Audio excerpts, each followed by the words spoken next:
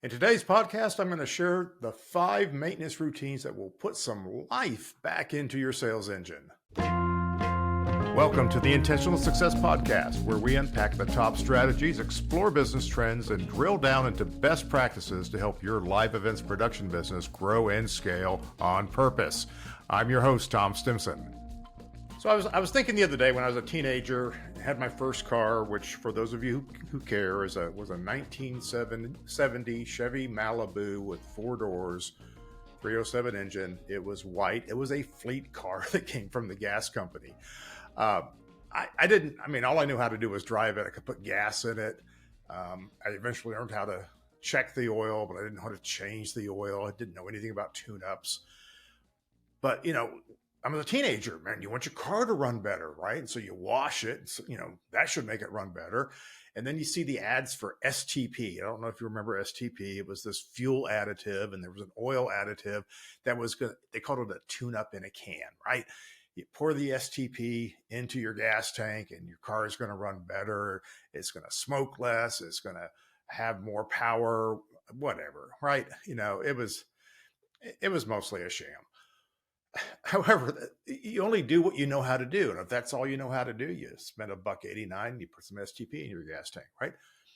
So these products like this, give you the feeling of accomplishment without really doing anything, which, arguably has a benefit. If you feel better about driving your car because you did something, because you washed it, why not wash it? There's no harm in that.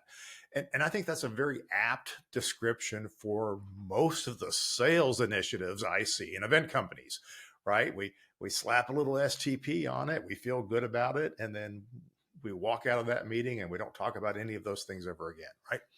My point is that you cannot actually make your car run better if you don't know anything about how cars work, or you don't take it to somebody who knows how things work. So we have the same problem in sales, right? Most of us don't understand how sales works. We know how to take an order and we call that sales. We sometimes can do some outreach and get a new customer, but we don't really understand how to do that consistently.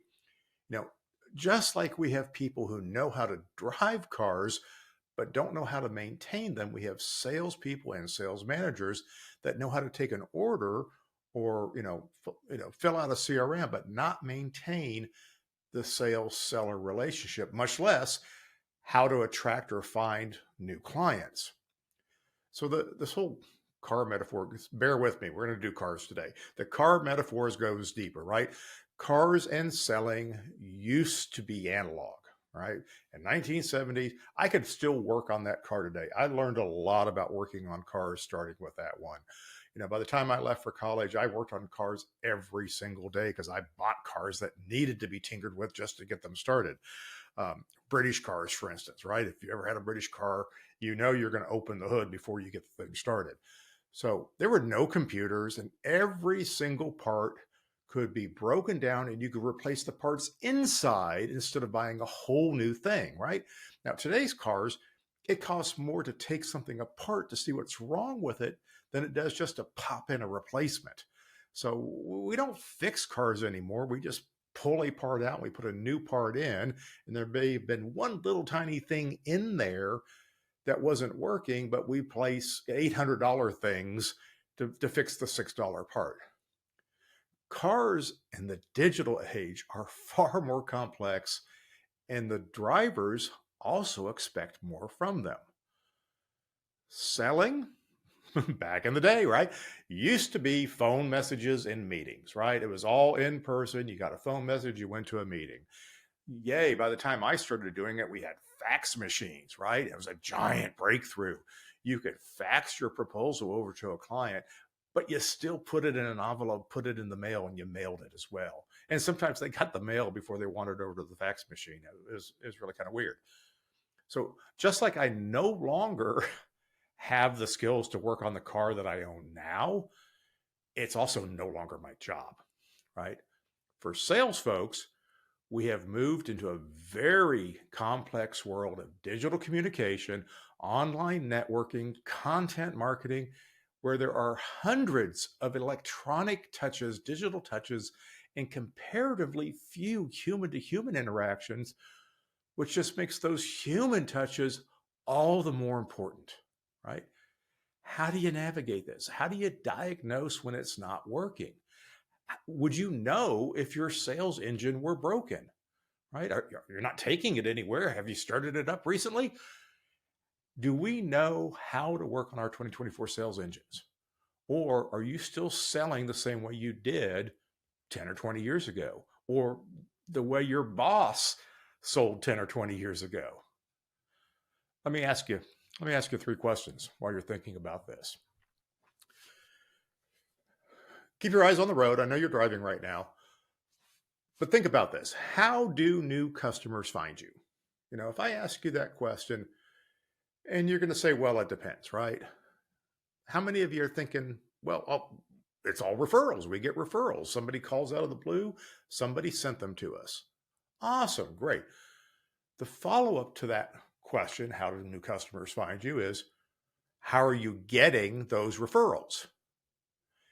And if your answer is, I don't know, then you're getting referrals out of dumb luck, right? You're just very lucky that the right person asked another person that day, hey, do you know somebody who does this? And they thought of you. They could have thought of 100 other companies. The first person could have asked 100 different other people. The fact that 2 people connected and somebody dropped your name and that person followed through is dumb luck because you didn't do anything to make it happen. Now, I've seen some pretty phenomenal businesses built on referrals, but not in this era. In the 90s, yeah, that was pretty common. You always talked to 5 people because you didn't know, there was no internet. You really didn't have a chance to find people. We barely had websites by the mid-90s. So, second question for you. Do your current customers call you for anything other than their next event or order? Well, you're trying to think of it. You're trying to justify the examples of where they called you. But it was almost always a question that's going to help them ask you about the next event, wasn't it? Right? Who are they calling between events if they're not calling you? When they ask, hey, do you guys know how to do this? Have you seen this before? Who told them that was a thing? Because obviously it wasn't you, because they're calling you to ask, right? It would be awesome if our customers called us all the time and asked us any kind of, hey, they just asked us for the name of a great restaurant. That would be incredible. But no, they're not even calling us between events. How much of your time is spent helping clients and potential clients on something other than quoting a job? And if that's not a huge number, we're missing a major part of our sales engine. The whole point of having a sales engine is to move things around. We got to get from here to there. We need people in the car. Why can't it be your customer? We don't always need to be talking about the next quote. Third question, I promised you 3. If you walked into a networking event right now and there's 20 potential clients you've never met before in that room, do you have a plan? Do you know what to do in that situation, right? Do you go around and say, hey, my name's Tom. Do you have an RFP? Hey, do you do events? Right? If your entire sales engine needs an RFP or some sort of inquiry from a customer to get started, why do you even have salespeople, right? This is a purely reactive order-taking situation, right? So that's like having a car. Think about it. If you had a car that doesn't run, but you expect, and so therefore you expect everybody to come to you, okay, and you're sitting there in the driver's seat with the window down and talking to them, right? That's what happens when we're just waiting for the phone to ring or waiting for a referral. We expect people to find us. So picture your sales team at a networking event, standing in the corner, holding jumper cables and asking if anyone could give them a boost. I mean, what good is having a sales team with no sales engine? So I'm not blaming the sales team. I'm blaming you. We've got to do something about this. We've got to look at this sales funnel that we need to have and figure out how we're going to build it, how we're going to grow it, how we're going to start getting some activity that isn't accidental, isn't dumb luck, right?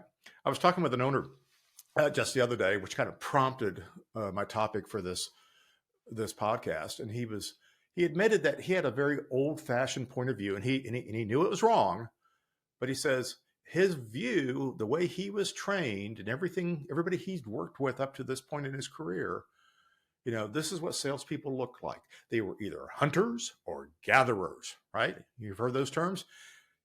Either way, they're supposed to eat what they kill. They stay out of everybody else's way. They have to develop their own accounts. They have to find their own business. They have to maintain it on their own. It's like, it's like selling, insurances or timeshares, right? It's Glenn Ross. He told me, as the owner of the company, he goes, I'm responsible for sales. But I just talk to people. I don't think I'm a salesperson. Do I need to be a salesperson? Do I need to change what I'm doing? And I said, no, thank God, please don't become a salesperson. Because a salesperson could only be one place at one time. When we think about selling is a process. It is not a transaction. It starts with marketing that works while you're asleep. You sprinkle in some business development, which could be digital, it could be in person. We create some sort of engagement. We develop relationships. We solve problems. We answer questions, find solutions, and we provide a gateway to services that the buyer needs. And through all of that process of selling, we are better equipped to understand what they need and only offer what's going to solve their problems. If someone is already a buyer, we don't need a seller. What we need is a listener. Most people say that they need to hire more salespeople, but they don't actually need more salespeople. The trigger for needing to hire more salespeople is they keep running out of time, right? A better driver can't make a broken car go faster. What salespeople need is more time to listen. And they need to know how to listen, right? And listening is the better use of time. So while you're fixing your sales engine, I recommend you get some salesperson training because they are part of the selling machine. My friend and colleague, Carl Becker, you know him. He runs sales peer groups for the live event production industry, and you can learn more about what he is doing to help salespeople be better listeners at improvingsalesperformance.com, or just follow the link in my newsletter. He's not hard to find. Reach out to me. Let's get back to maintaining your sales engine, though. Okay. For some of you, your sales engine may not even exist, right? The only thing you're doing is answering the phone. Okay, great. So this is kind of like, polishing rust, right? Here's some things that we can work on. And I promised you, I'm going to give you 5 things. I'm going to give you 5 recommendations. These are probably the most frequent recommendations. And if you just need to do one of them, if you can do all of them, great. You're going to make some wonderful progress. But one of them is going to give you some action. It's going to make you feel like you're getting something done. You're going to see the potential. You're going to start to realize how much untapped revenue you have out there. Okay. But if you do them all, you're going to get there faster, right? So here they are real quick. Number 1, in no particular order, have a conversation with the team. Get everybody. Get your project managers, your technicians, get your salespeople, get your bookkeeper. Identify what your ideal customer looks like. We call this marketing. We call this profiling, right? At least get the basics figured out. We don't have to do the deep dive like we do in a market planning. Just ask the basic questions. Do they pay on time? Are they respectful? Are they honest? Do they make their expectations clear? Do they give you referrals, right? And then maybe, where do they work? What's their title? How old are they? We just need some basic information about the people that we like to work with the most, what they look like, right? Now, use the 80-20 rule, right? Your top 20% of your clients are 80% of your revenue, right? So if you look at your top 20% of all your clients, if you rank all of your clients by revenue, okay, the top 20% account for 80% of your revenue. How many of those top 20% fit your ideal customer profile? Talk about that. Why don't they? Why do you keep getting sucked into doing business with people you don't like? This is going to help you understand what your biggest challenges are in selling. It's a great exercise. It's a great conversation to have. Here's another conversation you might want to have with yourselves. Come up with 10 good reasons that a client, a prospect, or a lead might want to talk to you about that have nothing to do with their next show. Remember walking into that room with all those prospects? Nobody's there to talk about their next show. Write some questions down and tape them to your monitor. These need to be open-ended questions. That is, something that can't be answered with a yes or a no. What do you think the biggest trend is in our industry for keeping getting attendee attention? I don't know. Come up with better questions than that, but come up with them. You need to know how to talk to people. It's okay to have a cheat sheet.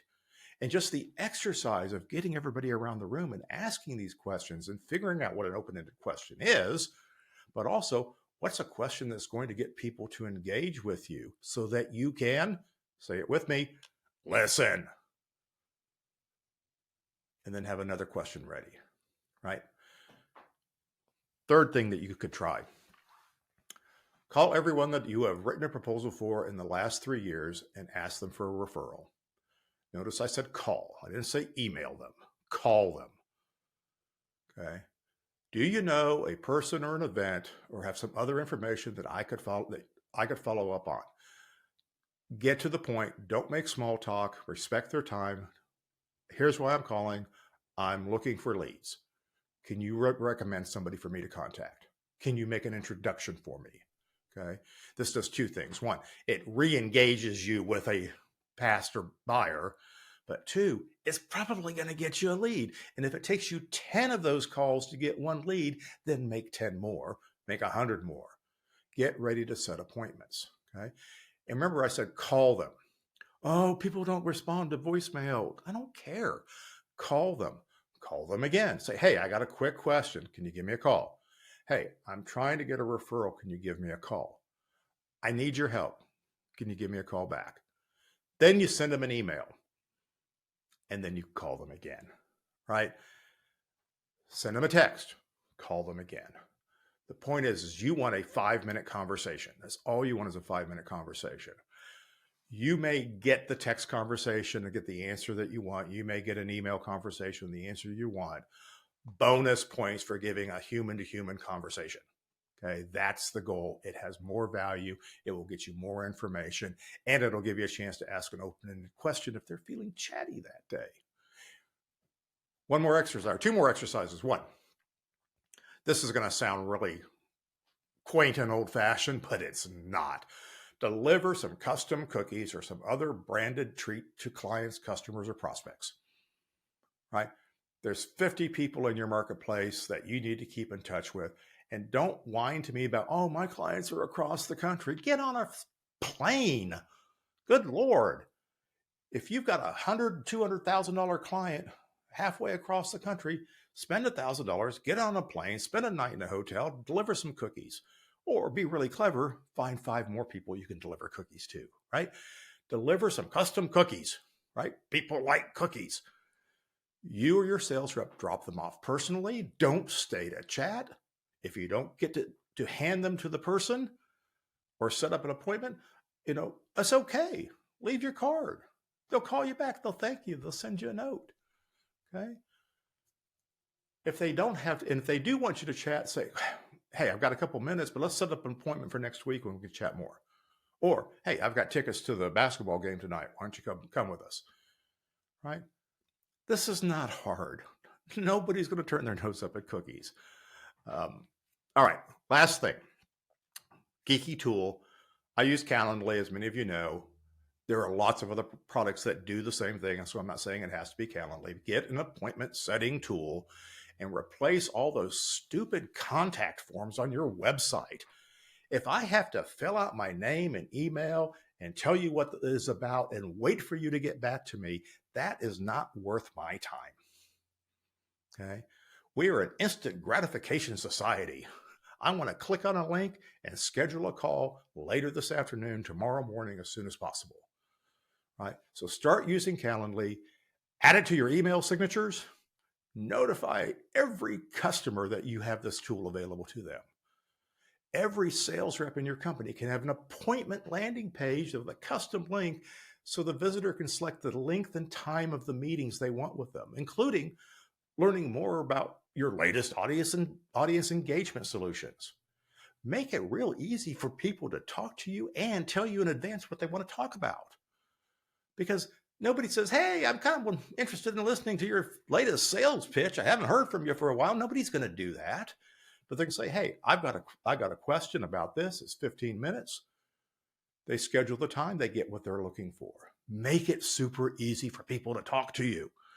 Quit putting these stupid gateways on your website that keep people from wanting to interact. Only old people fill out those forms, and we don't have money. Young people are managing the money. Get them to talk to you. All right. This is a tip of the iceberg, right? Like when I was a teenager, all I could do was wash my car and pour in some STP, right? I did spend years learning how to work on cars. I can wax on about that as long as you want, but that's not what you're here to hear about. You don't need to become a car mechanic to drive a working car, nor do you need to become a sales expert to run a better selling machine. Okay, you got to tune that machine up. You got to make it do what you need it to do. It's got features in it that you need to have. It will take care of itself if you set it up correctly. So if that's not your area of expertise, guess what? It is mine. Give me a call. Maybe I can help you get a little farther down the road or into a shiny new sales engine. Just kidding.